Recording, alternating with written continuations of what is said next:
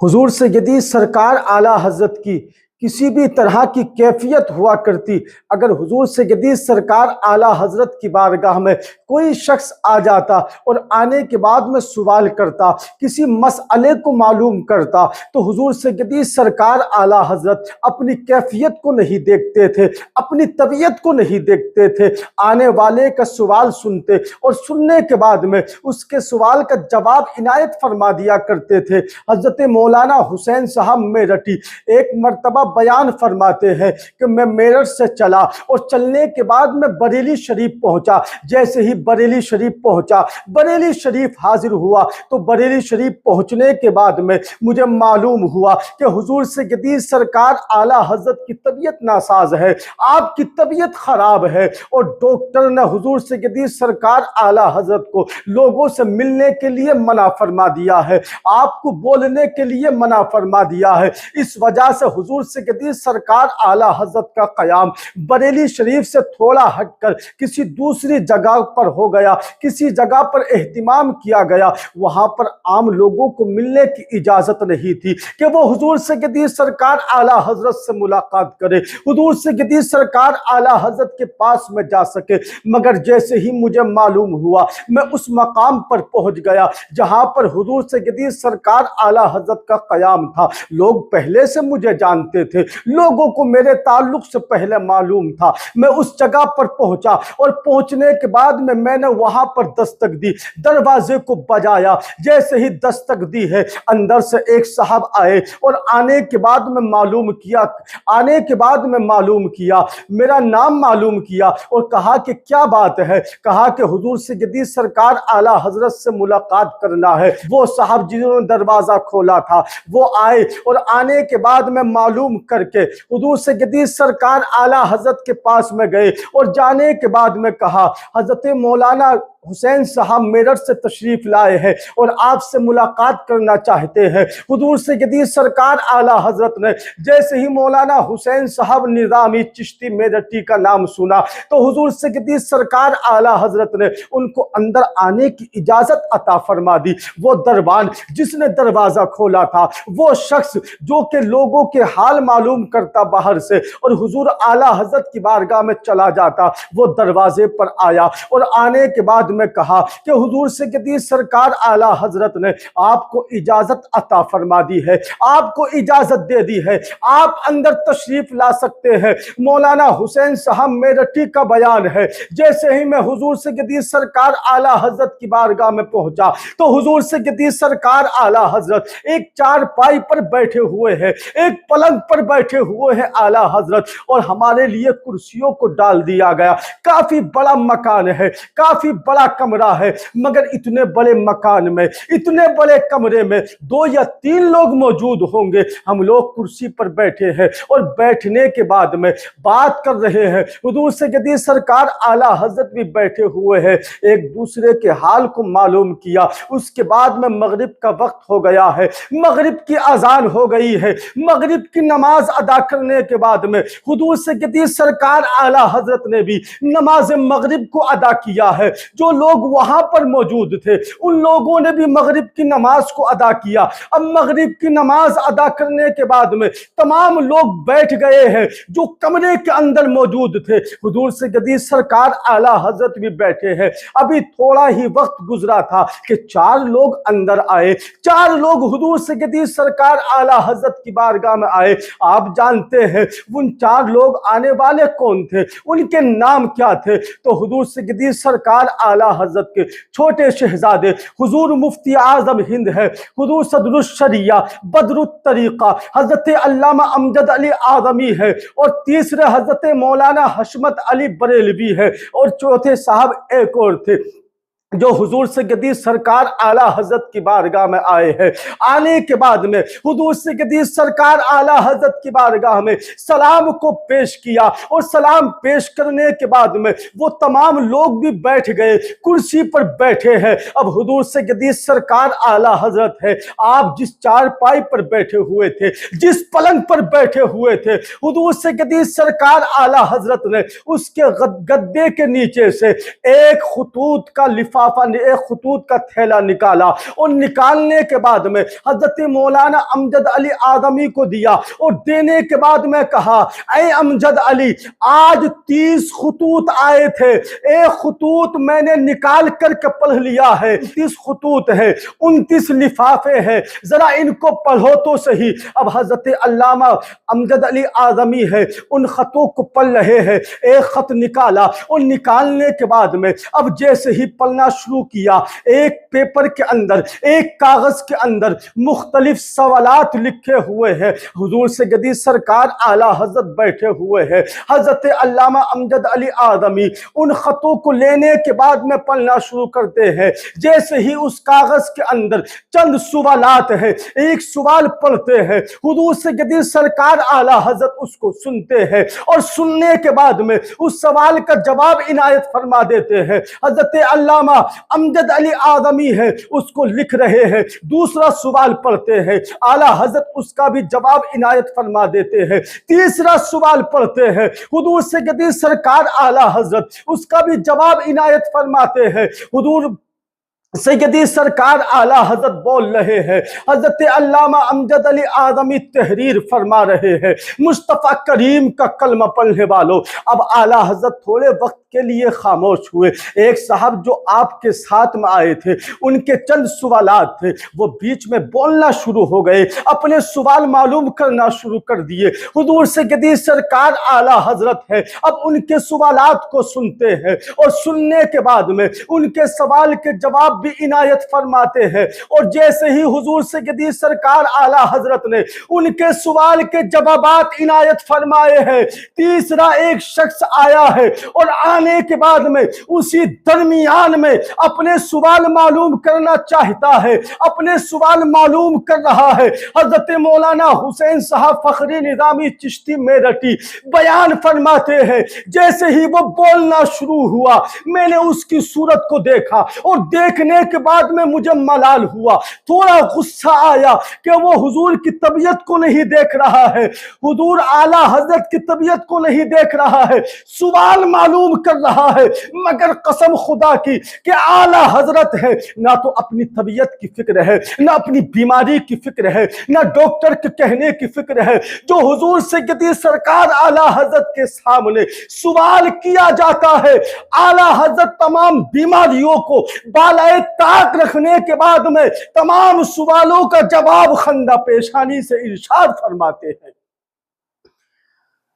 حضور سیدی سرکار اعلیٰ حضرت کو نہ تو ذرا سا ملال ہوا، نہ حضور سیدی سرکار اعلیٰ حضرت کو ذرا سا غصہ آیا، بلکہ حضور سیدی سرکار اعلیٰ حضرت سنتے ہیں اور سننے کے بعد میں تمام سوالوں کے جواب عنایت فرماتے ہیں۔ حضرت مولانا حسین صاحب نظامی میرٹھی بیان فرماتے ہیں، میں حضور سیدی سرکار اعلیٰ حضرت کو دیکھ رہا ہوں، حضور سیدی سرکار اعلیٰ حضرت کی طرف میری نگاہ ٹکی ہوئی ہے، حضور سیدی سرکار اعلیٰ حضرت کو میں ٹکٹکی باندھ کر کے دیکھ رہا ہوں، اور میں یہ جان رہا ہوں کہ آج سے پہلے میں نے اتنا قوی حافظہ کسی کا نہیں دیکھا کہ جتنا حضور سیدی سرکار اعلیٰ حضرت کا تھا۔ ادھر سوال پڑھا جاتا تھا، ادھر سوال زبان سے نکلتا تھا، سوال کرنے والا ابھی خاموش نہیں ہوتا تھا کہ حضور سیدی سرکار اعلیٰ حضرت اس کے سوال کا جواب عنایت فرما دیا کرتے تھے۔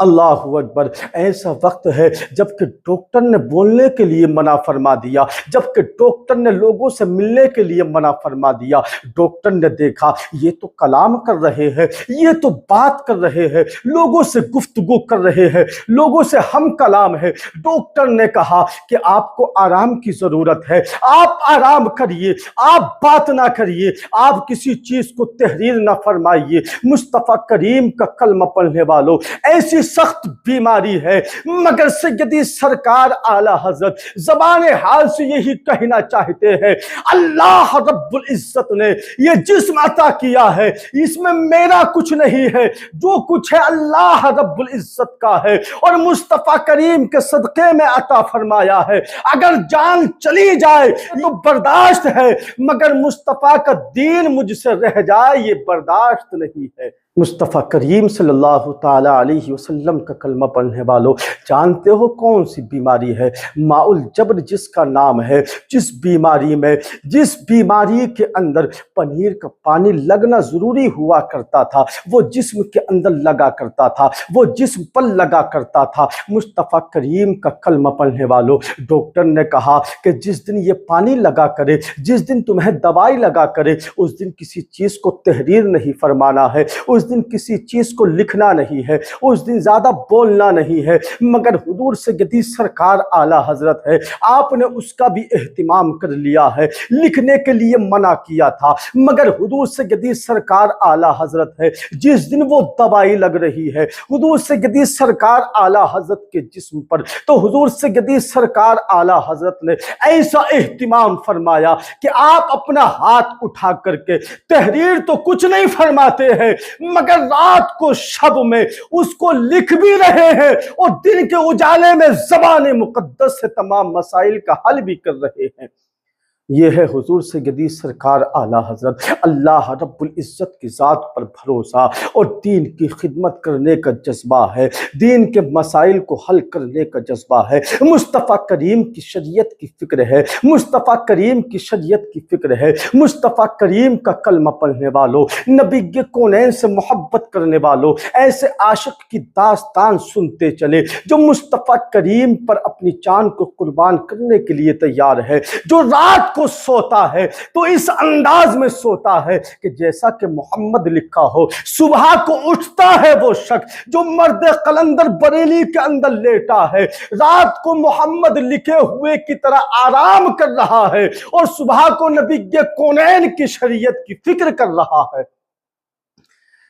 حضور اعلیٰ حضرت ہے کہ حضور سیدی سرکار اعلیٰ حضرت کی بارگاہ میں جیسے شخص آئے ہیں، جیسے افراد آئے ہیں، حضور سیدی سرکار اعلیٰ حضرت کی بارگاہ میں بافید ہو کر کے وہ حضور سیدی سرکار اعلیٰ حضرت کی بارگاہ سے واپس ہوئے ہیں۔ ایک مرتبہ سید محمود جان صاحب ایک مریض کے زخم کی کیفیت کو بیان کر رہے ہیں، اس کے آپریشن کو بیان کر رہے ہیں، اس کے زخم کو بیان کر رہے ہیں، اس انداز میں بیان کرتے ہیں حضور سیدی سرکار اعلیٰ حضرت کے سامنے کہ حضور فلاں کا زخم بڑا بھیانک تھا، فلاں کا زخم بڑا خطرناک تھا، اتنا بھیانک زخم، اس کا آپریشن کیا گیا، بڑا خطرناک آپریشن ہوا ہے۔ حضور سیدی سرکار اعلیٰ حضرت کے پاس میں سید قناعت علی علیمی صاحب قبلہ بیٹھے ہوئے تھے، وہ ذرا دل کے کمزور ہیں۔ سید محمد جان صاحب نے جیسے ہی ان کے زخم کی کیفیت کو بیان کیا، ان کے آپریشن کو بیان کیا، تو سید قناعت علی صاحب جو دل کے کمزور تھے، اس کے زخم کی کیفیت کو سننے کے بعد میں بے ہوش ہو گئے، ان کو ہوش نہ رہا۔ اللہ اکبر کبیرہ، حضور سیدی سرکار اعلیٰ حضرت کے پاس بیٹھے ہوئے تھے، اب جیسے ہی بے ہوش ہوئے ہیں تو ان کو ہوش میں لانے کے لیے طرح طرح کی کوششیں کی گئی۔ کوئی آتا ہے ان کے چہرے پر پانی مارتا ہے، کوئی آتا ہے ان کی ہوا کر رہا ہے، کوئی آتا ہے کوئی دوسرے جتن کر رہا ہے کہ ان کو ہوش میں لایا جائے، یہ ہوش میں آ جائے۔ ڈاکٹروں کو بلا لیا گیا کہ ان کو ہوش میں لا دیا جائے، یہ ہوش میں آ جائے، مگر سید قناعت علی صاحب ہے کہ ہوش میں نہیں آ رہے ہیں، بے ہوش ہے۔ حضور سیدی سرکار اعلیٰ حضرت نے سید قناعت علی کو اٹھوا کر کے ان کے سر کو اپنے زانوں پر رکھا ہے۔ حضور سیدی سرکار اعلیٰ حضرت کے زانوں پر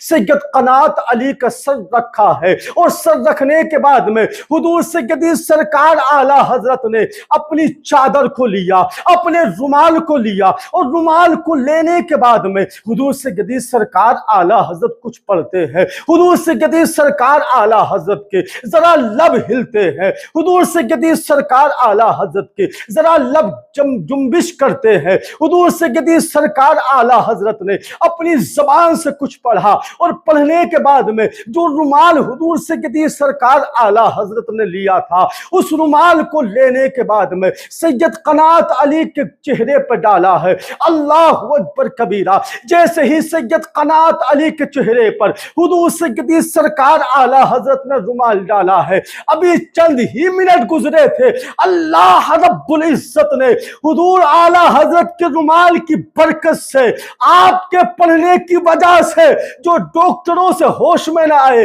جن کے چہرے پر پانی کو مارا گیا تب ہوش میں نہ آئے، جن کی ہوائیں کی گئی تب ہوش میں نہ آئے، حضور سیدی سرکار اعلیٰ حضرت نے ان کے چہرے پر رومال ڈالا ہے، اللہ رب العزت نے ان کو ہوش طاری عطا فرما دی ہے،